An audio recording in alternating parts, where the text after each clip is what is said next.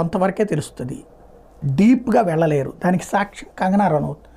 తాజాగా ఆమె హిమాచల్ ప్రదేశ్లో పోటీ చేస్తూ ఒక విచిత్రమైన పరిస్థితి సృష్టించారు. హిమాచల్ ప్రదేశ్లో మండీలో పోటీ చేస్తున్నటువంటి ఆవిడ గందరగోళానికి గురైంది. ఏంటయ్యా అంటే, సుందర్నగర్లో ఆవిడ ఎన్నికల ప్రచారంలో భాగంగా కాంగ్రెస్తో పాటు ప్రత్యర్థి పార్టీలను విమర్శించారు. అవినీతి పరుల పార్టీ ఇక్కడ ఉంది, చంద్రుడిపై బంగాళదుంపలు పండించాలని కలలుగానే రాహుల్ గాంధీ, రౌడీజం చేసి చేపలు తినే తేజస్వి సూర్య ఇందులో ఉన్నారు అని చెప్పుకొచ్చారు.